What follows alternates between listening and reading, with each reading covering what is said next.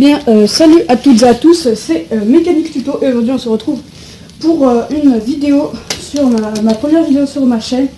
Donc ça va être sur comment débrider son scooter. Donc là je sais pas si vous le voyez, mais c'est juste le bloc moteur. Parce que mon scooter il est là-bas et puis j'avais la flemme de tout démonter. Voilà, donc c'est un vieux scooter que j'ai récupéré pour réparer le mien déjà. Et du coup j'ai gardé le moteur pour faire 2-3 petites vidéos dessus. Donc il y en aura 1, 2, 3, 4, il y en aura à peu près 5. À peu près je dis. Voilà, donc déjà pour commencer, vous allez enlever votre kick. Donc moi je l'ai déjà enlevé, hein. Oula ça balance un peu. Donc là on va enlever toutes les vis du carter. Donc moi j'en ai que 2 perso. Alors pour ma part c'est des clés de 10. Donc je prends un piquet de 10 et ça fera très bien l'affaire et on dégage. Voilà, non c'est pas du 10 c'est du 8. Donc sur ma chaîne il y aura 2 ou 3 types de vidéos. Donc hop là. La première ce sera donc des tutos de mécanique, des vidéos explications, il y aura peut-être 2-3 vlogs, hein. J'en ai encore aucune idée, mais bon, et aussi il y aura des balades en scooter. Voilà, et là c'est comme par hasard, là c'est du 10. Là c'est du 10.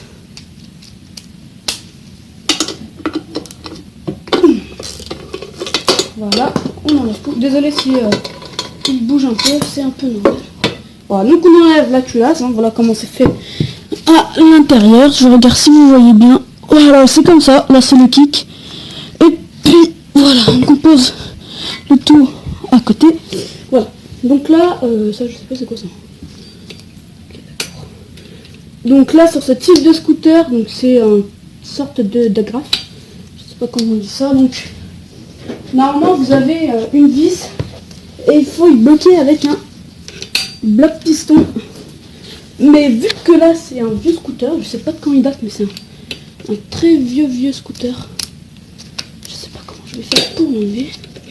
Puis je sais, je vais tirer dessus comme ça. Voilà, donc on retient l'ordre. Donc pour ma part c'est la rondelle par-dessus la petite agrafe. Voilà. Comme ça. Je vous conseille de prendre pour les vis des récipients. Donc moi là je le fais pas parce que je travaille sur. Alors le ressort. Voilà. Merde. Reste là. Alors là nous avons des petites dents. On peut enlever je pense. Mais comment on va enlever ça? Déjà c'est un peu bien. Ok. On va prendre un petit marteau et taper dessus 2-3 fois. Histoire de le débloquer. C'est la première fois que je travaille sur ce type de moteur. Et j'avouerai que j'ai... Ok d'accord, je crois que j'ai compris. Je sais pas ça va être de combien. Ah mais parfait, ça me faut une douille allongée.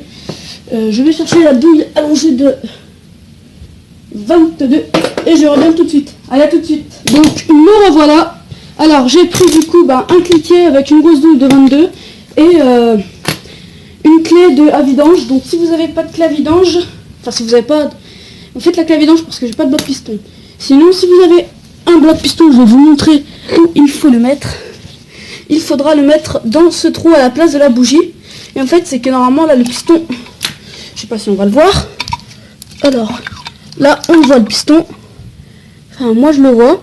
Et en fait ça va bloquer le piston, ce qui lui permettra de ne plus bouger. Voilà. Bien. Donc moi vu que j'ai pas ça, donc je vais utiliser ma clé de vidange que je vais bloquer là. Ok ça marche pas encore.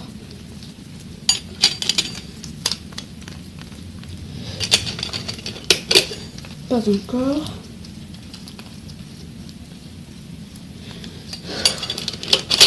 Toujours pas. Ah putain, il est bien grand celui-là. Voilà les amis, c'est bon. Donc merde. Je crois que je vais un peu galérer. Je vais déjà galérer un petit peu à le placer. Voilà. Voilà, là on resserre. Voilà, moi je resserre bien en général. Hop là.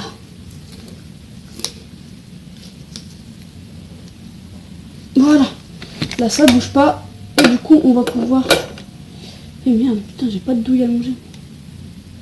Je reviens chercher une clapique de 22. À là tout de suite. Donc me revoilà avec la clapique et merde ça va sauter.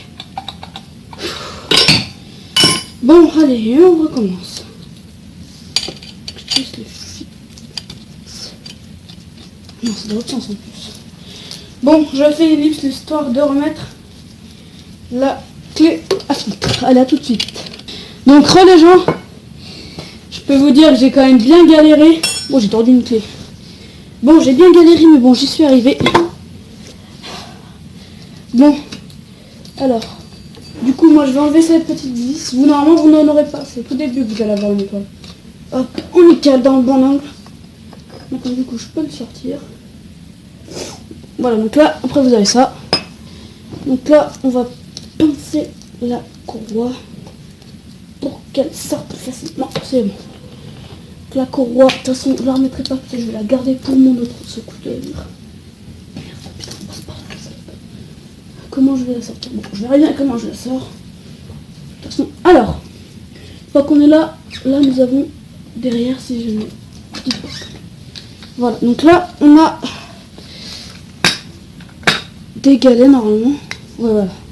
Donc on a les galets, hop là.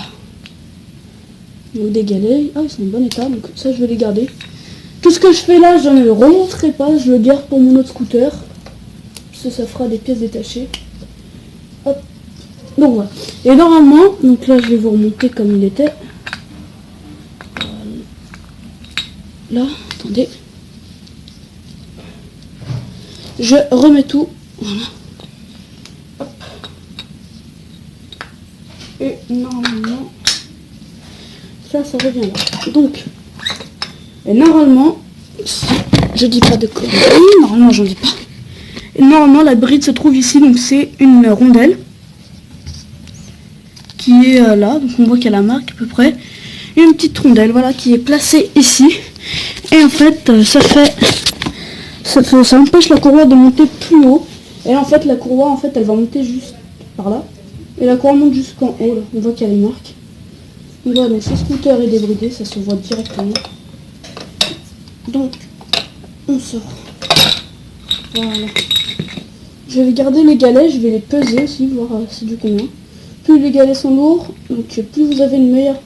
Si les galets sont lourds, vous avez une meilleure vitesse de pointe, mais une moins bonne accélération. Et plus ils sont légers, mieux vous aurez une meilleure accélération et une moins bonne vitesse de pointe. Voilà. Tout à fait simple. Donc je remonte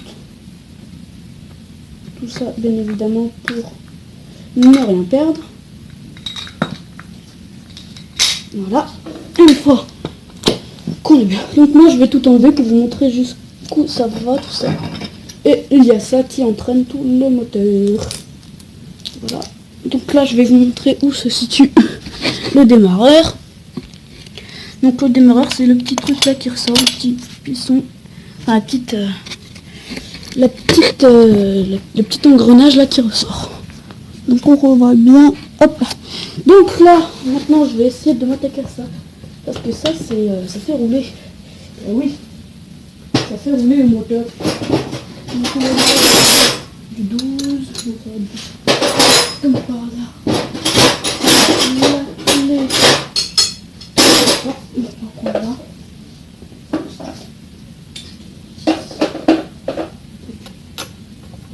On va du 13. Sauf que le 12 de 13 est là. Non, mais c'est pas une fois, c'est du 14. Donc c'est du 14. Voilà, on va essayer de l'enlever. Ça fait rouler le truc. Donc moi, j'ai une petite astuce. Je vais aller chercher un pied de biche. Je reviens. Voilà, genre, maintenant je vais caler mon pied de biche. Alors, ici. Et ce qui va faire que quand je vais... Donc on va le faire...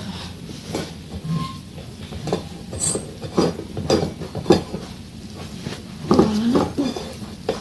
On va enlever ce petit d'embrayage. Et tiens. Encore Ouais.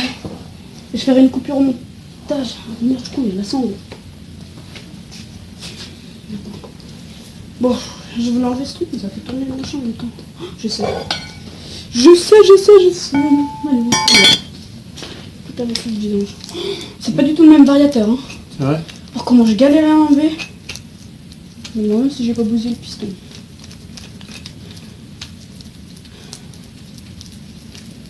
Pourquoi c'est pas le même variateur? Parce que le variateur, il y a une vis au tout début. Et en fait, au tout début, c'est juste une agrafe là. Il y a un ressort qui a pas son lien. Il y a un autre truc là, je sais pas d'où ça sort. Et c'est ça la vis qui tient. Et ça, j'ai galéré. Donc, les gens, donc avec l'aide de mon père, on a réussi à dévisser le petit boulon. Donc, on a pris un thé pour bloquer le petit boulon là, tout qui bouge.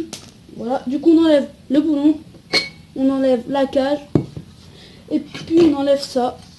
Hop là. Donc, je vais vous faire un gros plan quand même pour vous montrer comment c'est foutu. Alors, je m'assois déjà. Donc, là, on voit clairement qu'il y a le ressort de l'embrayage à l'intérieur. Les petits aimants là, je sais pas à quoi ça sert. Et puis l'emplacement de la courroie. Voilà, là on a le cache qui va par-dessus comme ça. Et après la vis qui va sur ce téton là. La courroie, elle est en bon état. Donc je pense que je vais la garder de côté parce que je sais pas si c'est exactement la même longueur. Voilà. Donc j'espère que cette vidéo vous aura plu. Si c'est le cas, n'hésitez pas à vous abonner, à liker, à partager, à commenter. Allez, ciao tout le monde!